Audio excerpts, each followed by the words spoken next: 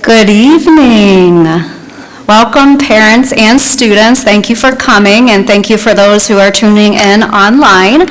I'm J.C. Owens. I'm the Counseling Department Chair and College and Career Counselor for juniors and seniors, last names A through E. Joining me this evening is Taylor Behringer, who's filling in with Gina Bazelak. She works with students, last names F through O. And last but certainly not least, Kyle Dreipolcher, who works with students, last names P through Z. Before we start, I kind of like to know who's in the audience and kind of what stage and phase you and your child is in. So if you could raise your hand if this is the first time you've had a high school junior. Gotcha. Very good. So a lot of you, okay. How many of you currently have a high school graduate that's in college, military? I'm guessing you, working. Yes, okay. All right, very good. Raise your hand if your junior knows what they want to do after high school. Some half, maybe. Okay, all right. If your student is college bound, raise your hand if they have some dream schools they want to apply to next fall. Okay, good. Okay, very good. So hopefully this evening will be helpful, whether this is your youngest, oldest, or only child. Help them know whether or not they know exactly what they want to do after high school, or like most of them, if they're still figuring this out. Amongst our team, including Mrs. Bazelak, who's out on leave, we have a combined 40 years of college and career advising experience with backgrounds in higher education, financial aid, college admissions. So we're excited to work hand in hand with you and your student to help them plan for life after high school.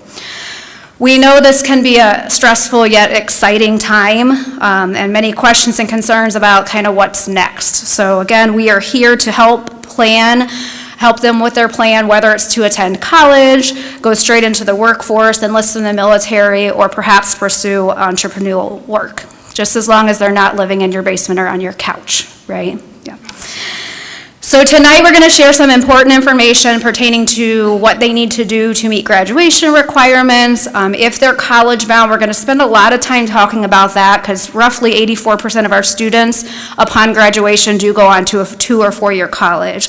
So we want to make sure that they understand as high school juniors what steps they need to be taking to ensure that they're on track if college is in their future.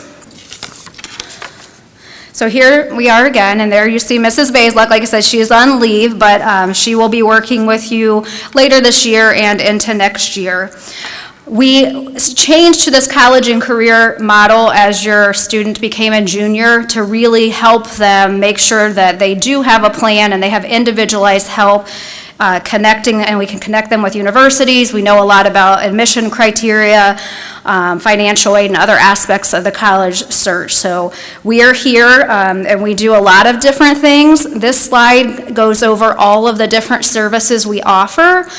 We will share this presentation out, so if you click on the college and career counseling services, each bulleted item will be a description of when and how we support your student in those various areas.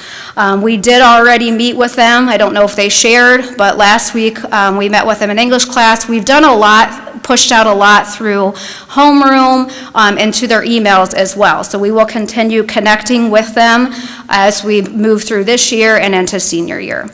But with that, we got to start with the basics. What do they need to do to graduate? And Mrs. Behringer is going to take over here. Thank you.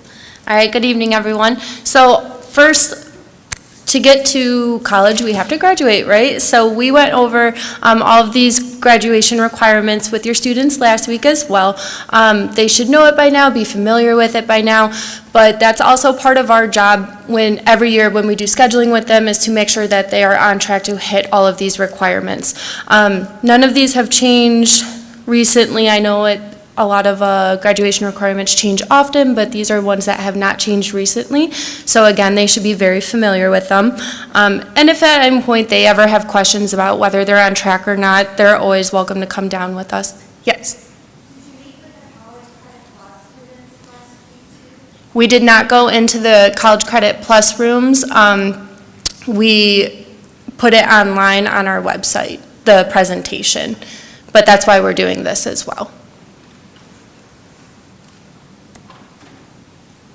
All right, the next part of graduation is hitting these end of course exams. So they have to earn a competency score on the English 2, which they took last year, and then also the Algebra 1 end of course exam. We are doing retakes for these in January, so if they did not get that competency score, they will retake in January. If you're worried if your student has hit that, they would know by now. We've let them know that they need to do this in January, and then from there, if they don't pass again for some reason, we do offer, we have Algebra Lab and English Lab that we put them into to help them reach that score. This one is a little bit of a newer requirement that we're all still learning, and I know a lot of the students have been a little bit confused with these, is the graduation seals. So there's 12 that they can go for or earn. They only need to earn 2 of them. So we have 3 local seals as well. They have to earn 1 state seal, and then the other one can be a local seal. And we've gone over these with them since they were freshmen, so they should be a little bit familiar with them, but again, a lot of these kind of happen naturally through the end of course exams that we do and the testing that takes place. Honestly, a majority of our juniors have already earned 1 seal, the science seal, due to taking the biology end of course exam. But again, if at any point you're concerned that your student maybe is not on track for seals, we do encourage them to meet with us and just ask, where do I stand with this? And also so we can help them create a plan to earn those seals.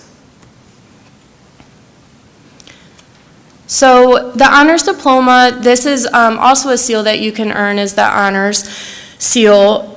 There's a few different honors diplomas that you can go for. Few of them are listed there, but we do ask that the students let us know that if they plan to earn these seals, just because we have to manually go in there and check them. So if we don't know they're going for it, it might be hard for us to go through our entire caseload to see what type of track they're on for it. So we do encourage them to let us know as soon as possible, and so that way we can help them with scheduling their classes as well to make sure that they reach those requirements. So this is it's a little bit blurry on here, but if you go on the ODE website, it is on there. And each one of those rows just goes through the different requirements for each honors diploma. But most of our students do go for the academic honors diploma. So out of all these requirements, there's 7 of them. They have to hit 6 of them. And the 4 years of math and the 1 unit of fine art, that's one that happens naturally already because that's just a part of their high school graduation requirements. So right there, they would already have 2. And a lot of them, also obviously the English one is one that also hits natural. We do always encourage 4 years of science. So that one usually falls into play as well. Same with the social studies, like the psychology courses, the sociology courses, those we consider as social studies. So if they're choosing those electives, they will count towards that social studies credit. So if they're worried about not hitting one of those, that's okay. Yes? AP stats under math? Yes. All right. So again, if they're worried maybe they're not really good at taking those standardized tests, so if they're worried about hitting those scores for the ACT or SAT, that's okay as long as they hit the rest of them. All right, so at this point now I'm going to turn it over to Mr. Drypolcher.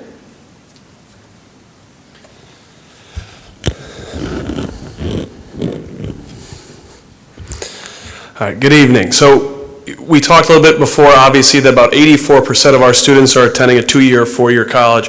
All of our students, we'd like to say, are going to fall into one of what we call the 4 E's, or the 4 categories of post-graduation plans. First is enrolled, which, as we talked about, is a college or university. That could be a 2-year or 4-year school. Employment, that can mean apprenticeship, career certificate, any type of stable employment leaving high school, enlisted in military service, or any type of entrepreneurship, personal business enterprise. We do have a couple students every year who fall into that category. Our career specialist we have on staff, she's been with us for about 4 years, is Mrs. Randy Borash. A little different from us who have a background in obviously education. Randy has a background in business, human resources. She's worked in sales, finance, and accounting, spent about 15 years in middle management in FedEx, and I think with UPS at one point as well. So has kind of that other perspective of the private sector and what students need to know, from the career side of things. She'll assess students with transition plans. I don't want to go through a rabbit hole with all of the hyperlinks we have in this presentation, but when we send this out, she does have her own website that you can look at and even can set up an appointment for either yourself or your student with her. One of the big things she's going to be doing for our juniors this spring is in the English classes, doing resume creation and critiquing resumes. So all of our students will be asked to create a resume. She goes through every single one. So 300 something odd resumes, offers students pointers, how to set up just the basic formatting and all of those things that are important when creating a resume. The nice thing is over the last few years, students have taken this resume and they have been able to tweak it and it's evolved from the resume they've had in high school to some of them using it, as post-college graduates. She can help with job interview preparation. A lot of students, show of hands here, who first junior? Okay. Anybody think that their student will be looking at more of some selective schools or Ivy League schools, near Ivy League schools, competitive schools? Okay. Many times those schools will either require or strongly encourage an admissions interview. And sometimes students, even if they're very strong academically, realize I don't really know how to interview. That's a big piece that she can help with. We also have career pathway results on Naviance. Your students are on Naviance. We put them on it a couple times a year. But she can sit down with them and review their results. And Naviance is something we'll talk a little bit more about with your students during scheduling and into spring of this year. So this is what Naviance looks like for those of you who maybe haven't seen it. We have a career interest inventory and a strengths explorer that we've had the students take up until now, so freshman and sophomore year, that have given them a kind of a compass and direction in terms of careers they might be suited for and how their strengths play into possible career choices. Okay, so enrolled, obviously a big one here. And enrolled can be a career technical school, community college, or four-year school. A quick note about two-year schools. Yes, sir. Parents do have access to Naviance, yes. And we can provide you with a parent login. It's not different than the students, it's the same screen, but we can get you a login to look at Naviance as well. Okay. So two-year schools, and I think sometimes there's a negative connotation with two-year schools, like a Tri-C or Lakeland Community College, that if a student goes to a two-year school, it really just means you didn't do very well in high school or you're not really academically inclined. Two-year schools are a great option for students with low-cost tuition. If there's concerns about tuition costs, some students simply just want to be close to home. Maybe we're not ready to take that step and do the dorm life and need a couple years to mature. If you go on a campus of any four-year school, a statistic I always find interesting is about 45% of undergraduates, in pretty much across the country, if you would look at a student, cross-section, started at a two-year institution. And at the end of the year, I tell students at the end of the day, whether you started at Ohio State or you went to Tri-C at Ohio State, your bachelor's degree says Ohio State University. So just something to keep in mind.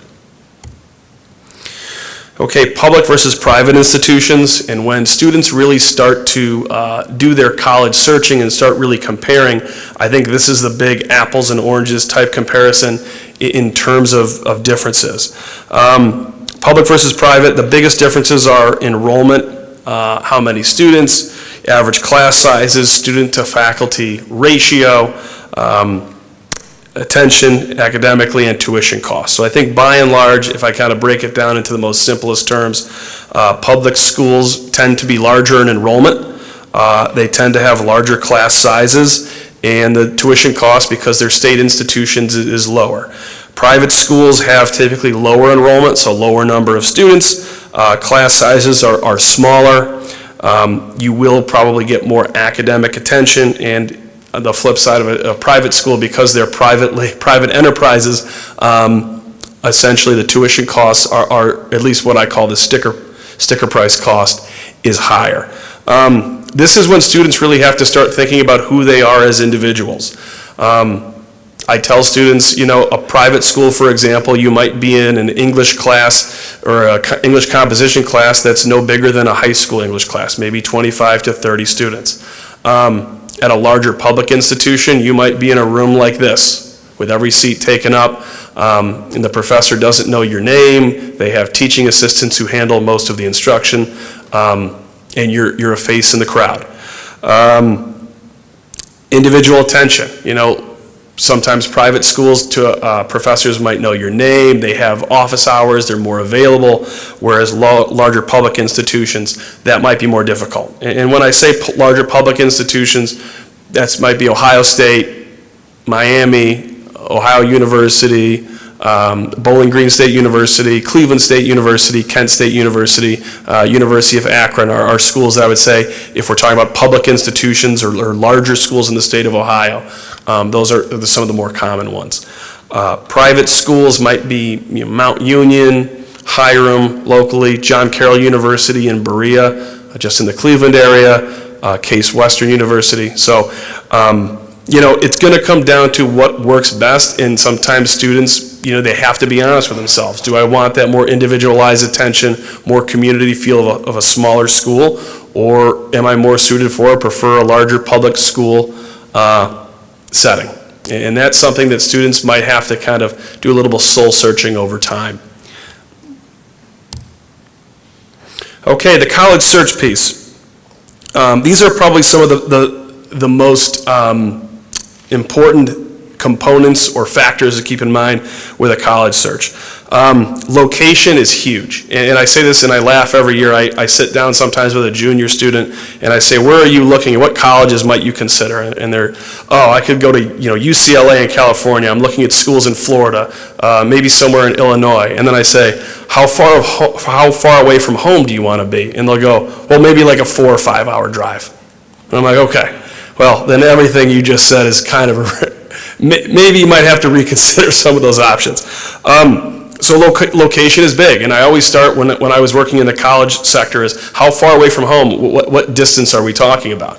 If students say, well, I want to be 3 or 4 hours from home, I say draw a 4-hour radius around Brecksville or Broadview Heights. There's your college search radius, right? It can be kind of the ultimate deciding factor where your 7 or 8 choices are right there in front of you. That's not everybody, and we have students who say, I want to get out of here and go as far away from the snow and the gloom as possible, okay? Academic environment and admission standards. What suits you? Are you looking at some of these more selective, research-based, more competitive institutions with higher standards? Does that suit you as a student?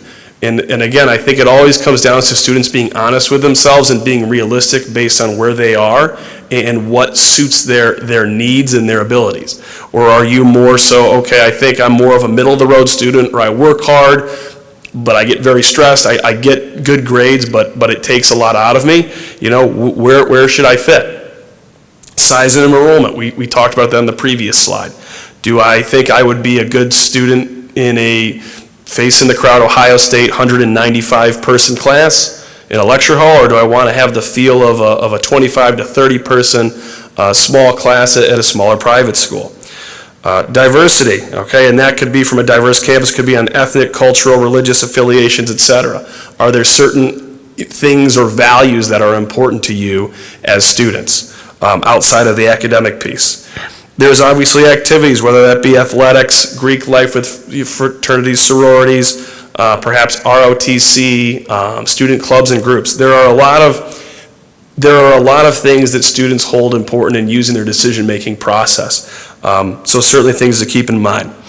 Campus appeal. Do I like what I see? Show of hands here, and how many of you have had your student on a college campus for one reason or another? It does not have to be some type of visit, okay? Okay. I'm very much big on trusting your instincts, and I tell students all the time, if you get out of the car at a college campus and you look around and you go, I don't like this place. I don't like the way the buildings look. I don't like the way the vibe is wrong. I think that's what a lot of kids say. The vibe isn't good. The students don't seem happy. Is that something to throw it on the burn pile right off the bat? No. But at the same time, if you don't feel right about it, in my experience, it's probably not going to change. On the flip side, you might get out of the car to campus and be like, I love this place. It's amazing. Look at these buildings. Look at the dining halls. This is great. You know, those things are important. I think sometimes students disregard that or think, okay, well, maybe I'm being biased or maybe I don't, you know. There's a lot of factors, but trust your instinct. Campus appeal is a huge component of the process. Total cost, and as parents, I'm sure most of you are here because this is going to be a major component for everybody. I know it was for my family and myself and in my own college journey. So when it comes down to it, you know, in a perfect world, obviously, if money was no object and you could go wherever you choose for whatever, you know, and could write a check, that's great. For many families and for most students, in one way, shape, or form, you have to consider that reality of how much is this going to cost? Is this feasible? You know, do I need to take out loans? Do I need to do certain things or grants or scholarships to make this happen? I tell students and parents at this point in the process, is this important? Absolutely. It's not something that I would focus on solely right now. Start making your college list based on interest and major and program and academic standards. We have a financial aid night in the fall in October with a company we partner with called College Now. So when your juniors are seniors, which is not far off, we talk a lot about how financial aid works, the FAFSA, which I'm sure if you're you know, your first time here with a student, if you maybe don't remember it from your days in school, the free application for federal student aid, which is a huge component of financial aid in the tuition piece. We will talk more about that in the fall of next year. But obviously a big piece for any student or for most students. Okay, using your resources. So your junior should have in one of our classroom activities, use their Naviance account to go on what's called Supermatch College Search. Essentially, they have a bunch of search field and parameters, and it's campus size, location, cost, a lot of the factors we've talked about. They're able to plug those in, and it automatically, in real time, generates a list of colleges based on what what parameters they've entered. The nice thing about this, it never closes. So, you know, students, if they did it in this class period and maybe they want to go back in, or you as parents want to go in and say, okay, what are some of these functions they're talking about in Naviance you can use? The Supermatch College Search is a great way to say, you know, as your college search, as you narrow and as students start to kind of, I guess, get down to more of those specific choices, it's a great tool. And also gives you a lot of information on colleges, so tuition costs, size, all of those, you know, demographic pieces that you need. The College Board Big Future Scholarship Opportunity, you know, essentially it's doing things that students simply are going to do anyway in the college process. And I would say when you get this presentation in your email, it's a 2 or 3 or maybe even 4-minute video, so I don't want to play it for you now. But you can kind of look and it can tell you exactly some of those things and how the Big Future Scholarship through College Board works. College rep visits at the high school. So for seniors, when the fall hits, we will, in their Naviance account, post a visit schedule for college representatives. And when I say college reps, from any school you could think of, are coming to the high school during, you know, different parts of the day, probably from September to right before the Thanksgiving holiday. Doing presentations and meeting with students in a small group setting to talk about their admission standards and answer questions. So a great resource, and I have, you know, students all the time, I really need to know more about University of Miami or Miami of Ohio, and I'll say, okay, well, their rep's going to be here in 2 days, so why don't you come down and they can talk to you for 15 minutes and probably, you know, answer more questions and give you more information than you could do 2 hours of research on your own. So something to keep in mind. College fairs, I'm sure some of you probably already seen, I think there's some spring college fairs coming up. There's a big National College Fair at the Wolstein Center, I believe in May. That's open to anybody. So if you're interested in or want to get started kind of pounding the pavement, now that COVID is kind of past us and we've returned to a lot of more in-person, face-to-face type events, are great opportunities. College websites are great resources that oftentimes has the most up-to-date information for admission standards, average test scores, incoming GPAs, and those types of things. Campus visits, like I said, are huge. Campus appeal. Get to campuses, and this is my big golden rule for students and parents, because a big question I get, how many students in here have done a campus visit or parents have gone on even an informal visit? Could be just walking around on your own, okay? Students ask me as seniors in the fall, can I apply to a school before I visit? The answer to that question is yes. The question or the statement that I pose to them is, don't have the first time you see the campus when dad and mom are carrying your comforter and pillows up to your dorm room, okay? That's the big no-no. But yes, campus visits are huge. We also have in here a net price calculator. So again, if you want to use this and kind of noodle around with it, although it's not perfect, it can give you some ballpark figures about tuition and some different things to use. So again, when you get this presentation at home, go ahead and feel free to use that as you see fit. Really 4 steps to the college process when we're talking about searching. List, compare, visit, identify. So listing is really based on your wants and needs and interests. Comparing is really, I'm saying you might start like for a junior at this point, maybe 12 to 15 to even 20 colleges at this point. We're kind of gathering, it's kind of casting a wider net, and then after a while, we're kind of throwing some of those fish out of the net as we go. Comparing those, and that's how you're going to kind of start to narrow things down. Maybe you had a couple private schools on there and ultimately said, no, I want to stick with a public school. Okay, so you lose some along the way. Doing visits is big. Like I said, you go to a campus, you really don't like it. Okay, let's take that off the list. And identifying. There's no right or wrong answer to this, and what we would suggest is maybe 5 to 8 target schools. And the big question I get, especially from seniors next fall, is, okay, well, what if I have less than that, or what if I have more than that? A good rule of thumb, I would say, is, 1 or 2 schools is limiting. And, sometimes, especially 17 or 18-year-olds, you're going to maybe come back and say, oh, man, there's some other places I'm interested in, but I didn't apply. So I think, 1, 2, or maybe even 3 is somewhat limiting. On the flip side, students say, well, what if I have 15, 16, or 20 schools? Realistically, nobody's deciding between 20 options. And if you're like my parents were, certainly when you're paying $75 to $80 a pop with application fees, times 20 or 15, that starts to add up. So 5 to 8 is what I would maybe suggest. There's no right or wrong answer. I tell students you want to have just kind of a healthy, I call it the sandwich, right? We might have a couple, and these are terms that I don't really necessarily like, but they're been around since the beginning of time. Reach schools, or schools that maybe, from a college standpoint, I'm a little bit below those admission standards, but I really have interest in going there and I'd like to take a shot. You have the meat of your sandwich, which is kind of those schools that are right on par with your interests and with your, your GPA, your test scores, those types of things. And then on the end, maybe your safety or fallback schools. Again, I don't like the terms, but I think we all get it. Or schools that you're a little bit above those standards and could always, if I don't really have anything else work out, here are some safety options.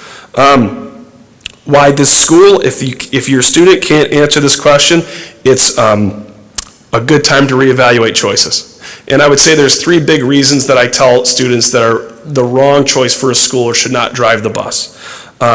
Number 1 is the cost. I've had students who say, well, it's not really my first choice. I don't really like the school, but dollars and cents wise, the tuition was the best option. Okay. Oftentimes not going to work out, even if you're saving money, if it's not a good fit. Second is, and again, this can vary, well, my mom and dad really want me to go there, or we're a legacy there, my mom went there, my aunt went there, my grandfather went there. I don't like the school, I really don't have any interest in it, but it's just a family school, that's what we have to do. Can be tricky. And the third one, and the kids giggle, and I said this in the presentation, it's kind of the comedic relief one, but I have a couple kids every year who say this: my boyfriend or girlfriend's going there, and I'm going to go there too. And all of us in here at our age with our experience knows that if someone dumps you 2 weeks into your semester at college, and that's the only reason you're there, sometimes not the best situation. So just some examples that I give out of some of those things maybe not to do. College admissions, what are they looking for? So we have kind of, I'd say, 2 tiers. We have the top 3 factors that kind of, everybody is aware of or opens the door. It's grades and GPA, test scores with SAT or ACT, strength of curriculum. So are we in honors classes? Are we taking AP classes? Are we taking CCP or dual enrollment classes? On that second tier level or other things to consider are the college essay or personal statement, honors distinctions awards, recommendation letters from teachers. So this is kind of, if you're looking, this is your kind of your top 3, and then kind of your second tier. I will say the more selective schools are going to put more emphasis on those second tiers. Just something to keep in mind. Selective schools, and this is just to kind of offer students and parents some perspective. Oftentimes, I think students put a lot of pressure on themselves. Obviously, we're a school district where we have a lot of high-performing, driven students. And juniors and seniors, being that they're still 16, 17, or even 18 years old, sometimes think that if I don't get into my dream school or I don't get into a super competitive school, that I've basically failed or I haven't lived up to my expectations.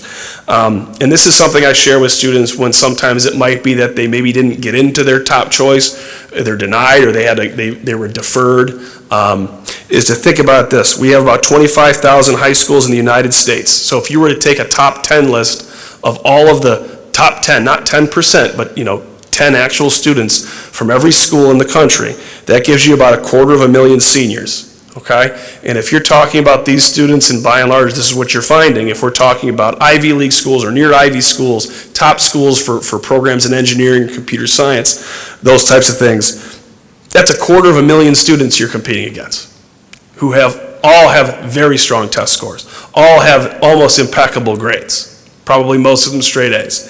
High test scores and extensive coursework, in these situations. The analogy I use to students is if getting into the college is making the team, having perfect scores and perfect grades doesn't put you on the team, it gives you a tryout. Okay? So sometimes students think, well, if I have perfect grades, many of the students you're competing against or going side by side with have the very much same, demographic academic information that you do. There's no perfect equation that guarantees acceptance. Sometimes, the reality is you can be a very strong student, have near perfect grades, and still might not get into your dream school or some of those very highly selective schools. And that's just something where students, it's not meant to put them down, it's not meant to make them feel bad, but it's to help them so that we understand, look, this is for many students across the country, you're all in this boat where it's not always the scenario, the outcome you'd like, but here are some of the realities you're facing. Some myths about the college process. It takes straight A's to get into a good college. Every year we have students who are hard workers who are maybe taking an honors and AP track. And look, there are maybe A's, but there are also B's or some C's. But these students are working really hard and putting their best foot forward. That's okay. Coming from the college side, when I sat on that side of the fence, I was an assistant admissions director. Having students who had B's and C's in those classes but were really working hard, and I could see that their grades were consistent, or they improved from freshman to sophomore to junior year, says something. It's not just saying that student needs to have perfect straight A's. Are you improving? Are these students growing academically? Test scores will making or breaking admissions chances.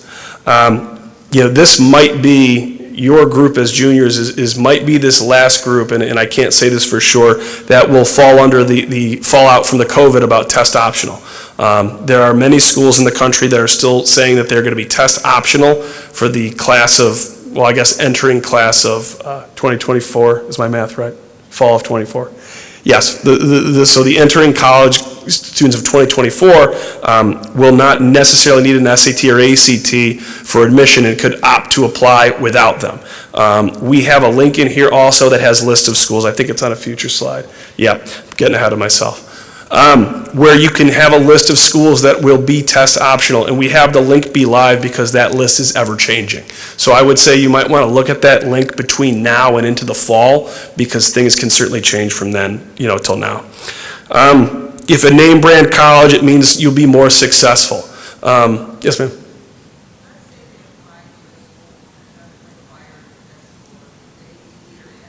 Uh-huh. I would say this, that's a good question. Why don't you come up afterwards, because it's a little more complicated and for everyone's time. I'll say we'll get to this. If you do have questions, yes, ma'am. Uh-huh. Yeah, Mrs. Owen's going to cover that in a minute, and like I said, we'll be here afterwards, and some of these questions might be good. If you want to come up, we're happy to talk to you afterwards. All right, so, a name brand college means you'll be more successful. Is there some truth to saying if I went to Harvard, is that going to be notable on a job application? Yes, okay. I tell students all the time, we have a NASA office or NASA station up here in Berea, right by the airport. There are engineers and tech folks working there who have a Harvard diploma by their desk, and there are individuals who have a Cleveland State diploma by their desk.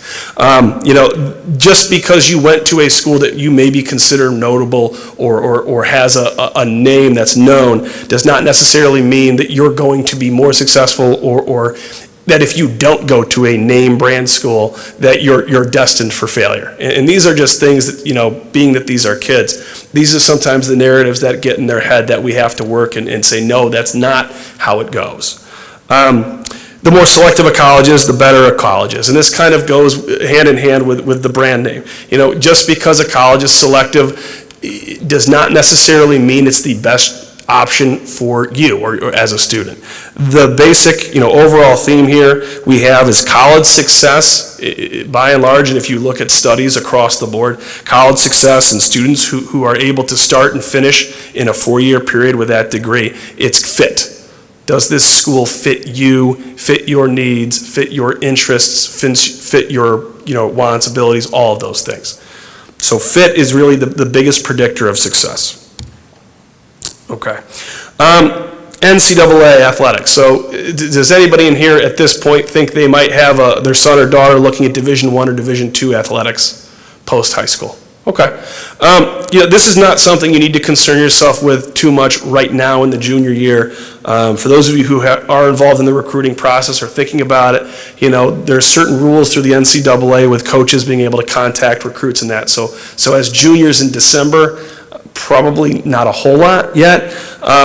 What I would tell you is next year as seniors, what we will do if you think you have a student who's going to pursue, I would say Division I, Division II. Division III is not included in the clearinghouse, and that has largely to do with the fact that they don't offer athletic scholarships. But we can help to get you set up. It's not an overly complicated process, but if you use this link here I have with the instructions and the release form. Essentially, you create an account in the NCAA portal. We'll take care of your transcript and grades because ultimately when you have a coach who's recruiting you, they're going to have to make sure you meet the NCAA requirements. But again, specifics on that I would say are case by case, and if you have questions, we're happy to talk to you about that individually. Okay, and on that note, I'm going to let Mrs. Owens come up.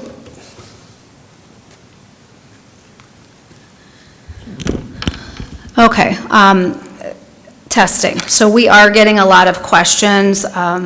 Your students are coming into our office and asking individual questions. They ask in classroom, they're asking their teachers, and they should be asking because for the class of 2024, for our juniors, we do not know for sure, like we did for this senior class, that the majority of schools are going to be test optional. A lot of schools have not come out and made that decision for the class of 2024. So our strong recommendation is that every junior anticipate needing a test score for their college applications. It's just the safe bet. Even now, like for our seniors, Ohio State is test optional, except certain programs, certain majors. So even the universities that have declared for the class of 2024 they're test optional, it always depends. You know, maybe they want to go for the honors or scholars program, or the College of Nursing requires it. So to be prepared, our students have been taking practice assessments. They've been taking a practice SAT since 8th grade. They took a practice ACT last year, sophomores. They are ready to take these standardized tests. The teachers are embedding it and will continue to embed it in the curriculum. So we want them to take both tests. Why both? Colleges across the country, public and private, they accept either. Long gone are the days where they prefer an SAT on the West Coast and an ACT in Ohio. That's all gone. They do have no preference. They don't care if you give them an ACT or an SAT. And there are some differences between the tests, as you can see on the screen. They really are more similar as the years have gone by than they are different, but there are differences. A major difference the students figure out right away is that the ACT has science, the SAT doesn't. Half of the SAT score is math, a quarter of the ACT score is math. So a student might go in, or you might be thinking about your son or daughter and be like, okay, I definitely think they're a math kid. They're going to do better on the SAT. Maybe, maybe not. We want them to take both. Then we can sit down, counselor, student, parents, and determine which one they did better on and if they need to retest, okay? These tests are available all the way through June of this year. I think there's actually going to be a July offering. They're also available September, October, senior year before they apply. That's the other thing, colleges don't care, how many times they take the test. They just want the best score from either exam. So the big thing I want you to hear is that the students need to be testing this winter and this spring, okay? For the, let me go back. So they're Saturday tests. They have to register on these websites. We offer, a lot of the times we offer it here, which if they can take it here, obviously that'd be ideal. They're more comfortable in this setting. So we recommend that. The registration is typically a whole month before the actual test day, which you'll see on the next screen. So here are the SAT test dates that are still available for this school year on Saturdays. So the March, May 6th, June 3rd. The registration deadlines are always at least a month prior. But register now. If you're looking at your family calendar and you're thinking June 3rd would be good, register now so you can hopefully take it in this building. If not, when you put in your zip code, it'll tell you the closest high schools and colleges that offer the test. So those are the SAT, and here are the ACT dates, and so that is, they do have an ACT in July this year, except for, no test centers, good on New York, except for New York, but I don't think you're going to New York. You can test in another state if you're vacationing and you're trying to fit in a test. Yeah, you can test in another state, that's okay. So those are the test dates. We're requiring all juniors on Wednesday, May the 1st, to take an SAT. They don't need to register, you don't need to register them, they just show up, normal school day, normal start time. They're gonna take an SAT that we pay for and register them for, and that is gonna be, again, free to all juniors. Every school in the state of Ohio gets to give a free college entrance exam. We picked the SAT because that's what they have the most experience with. So if that can be their one, if that can be their one SAT, and just register for an ACT, and then we'll see which one they do better on and if they need to retest, and which tests they should focus on. Yeah.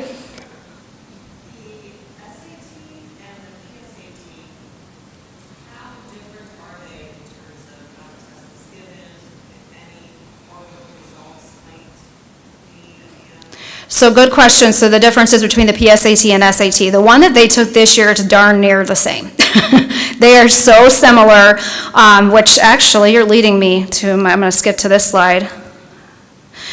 They can use their PSAT score from this year, last year, freshman year, 8th grade, and they can plug that in to their college, well, it's already in their College Board account, but they can link it to Khan Academy, which is a free study tool, and it will look at their previous PSAT and where they what areas they were lacking in, what they need to focus in on, and it basically comes up with an individualized study guide based on past performance. So again, that's why we intentionally have them taking this every year, because what better way to practice than where were you deficient on the practice tests? That's where you need to really focus in on for the SAT. So your students should all have College Board accounts. If you need help with the linking to Khan Academy, like definitely reach out to us and let us know. But Khan Academy is a wonderful way to study. We also have, did any of your son or daughter sign up for the next level prep? The test things that were here? Okay. So what that is, it's a full day. It's either in here or the LGI. And they get like a pretty thick study book. And it kind of, could they study that book on their own? Yes. But the gentleman that does it, former MIT graduate, like that's kind of what he does, and he's really well versed in kind of tricks and how to focus in on the studying. So we have another one coming up, so check your email if you want to register your son or daughter for that.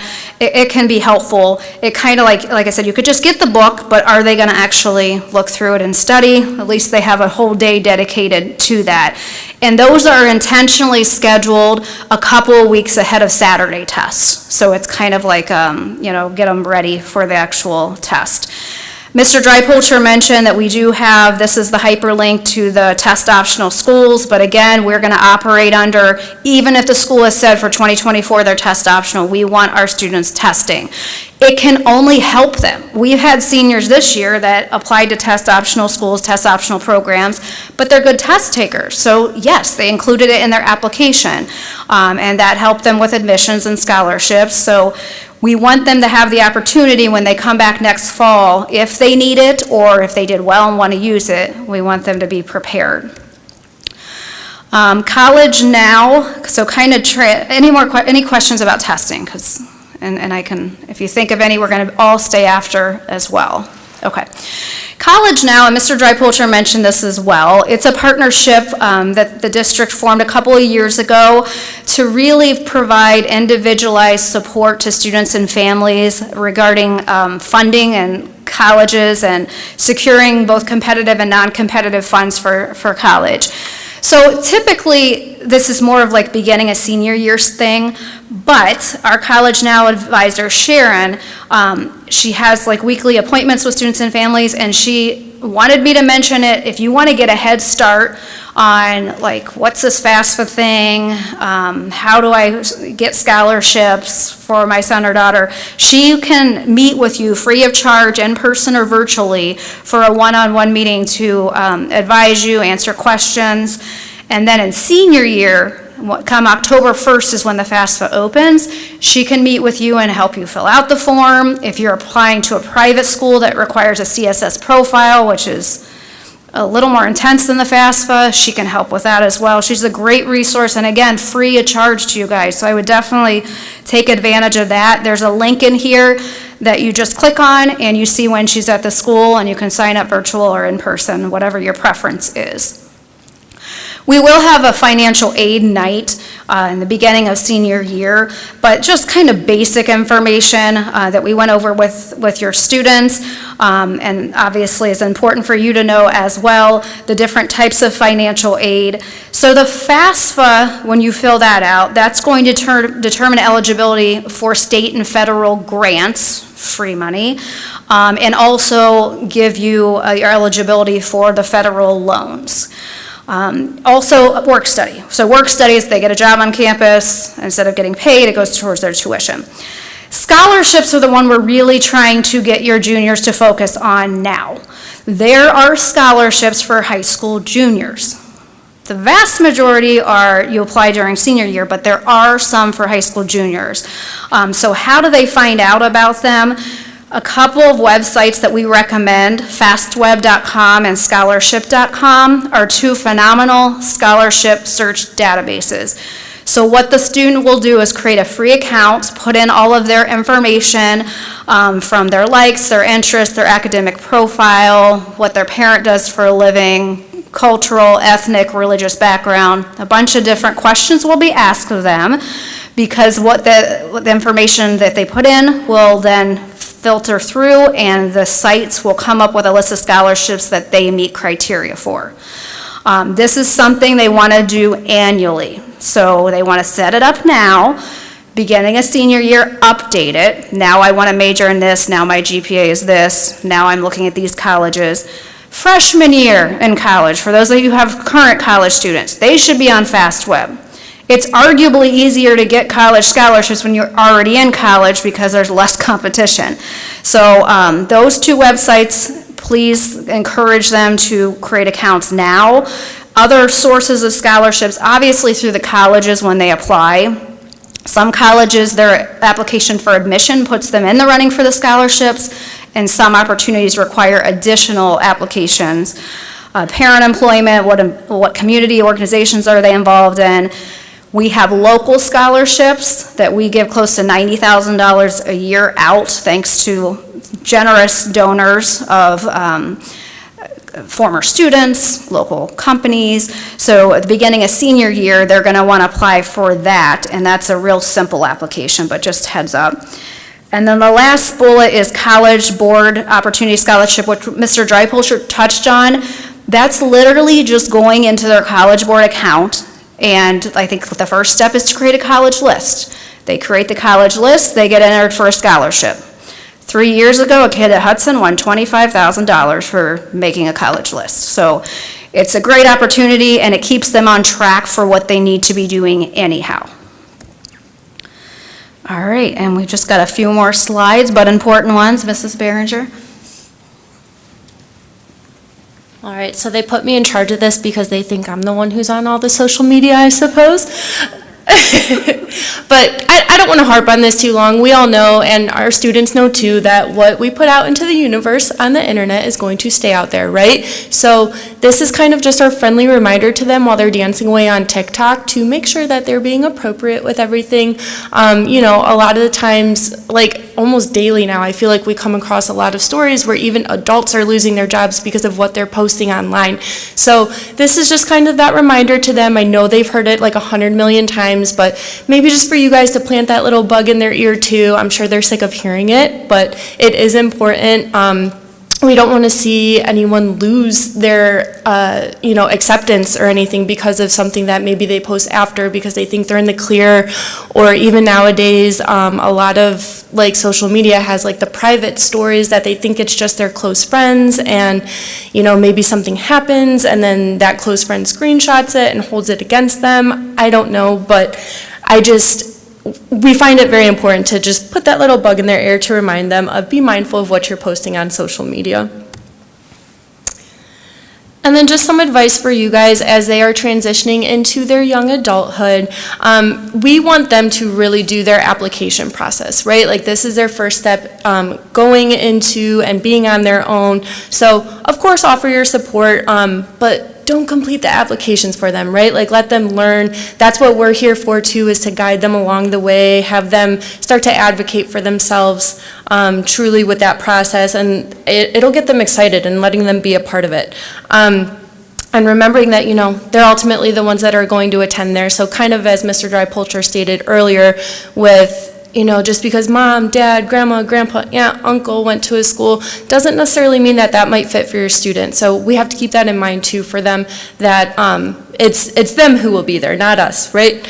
And just all the resources Mrs. Owens just went over. We have a million out there that I wish I had when I was at this level.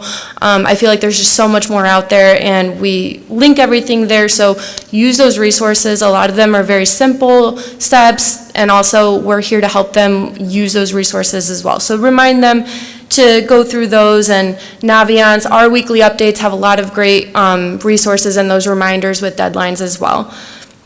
And just remember that your student is going to find a school that's out there. If they're like really lost right now in the process, they still have time, right? Like have them talk to us, talk to Mrs. Borash, do the college super match. It's those tools that will help them narrow down and find that school that's the right fit for them.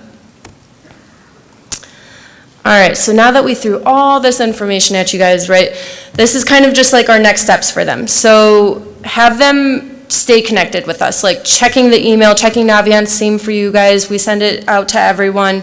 Following that junior year checklist, I believe we gave a hard copy of it. If you want a hard copy, Ms. Petros has some out there as well. They also got them sent to their email. That's a really nice like breakdown of like chunking it so it doesn't seem so overwhelming. We also want them to complete the junior questionnaire. This kind of just helps us get to know them and kind of what their thought process is with where they want to be at. As Mrs. Owen says, register for that ACT and or the SAT. Again, we offer the SAT, so they might want to register for the ACT. And again, just going through those resources, at least start like fiddling around with it a little bit, at least creating accounts if you don't want to go all the way into it quite yet, but just at least create those accounts. And then we are going to do individual one-on-one meetings with every single junior come February, so that way we can start scheduling for their senior year. And then, of course, if you guys ever have any one-on-one questions that you'd rather sit down like all of us with your counselor, your student, you guys, I've already had a couple of them just to get ahead of it a little bit. We're more than happy to, schedule like a half-hour meeting with you, especially if you are starting to go through the process and it seems overwhelming or questions come up, reach out to your counselors. That's what we're here for. So with that, we'll stick around for a little while. If anyone has any individual questions, please feel free to come up. If not, thanks for coming and have a great night.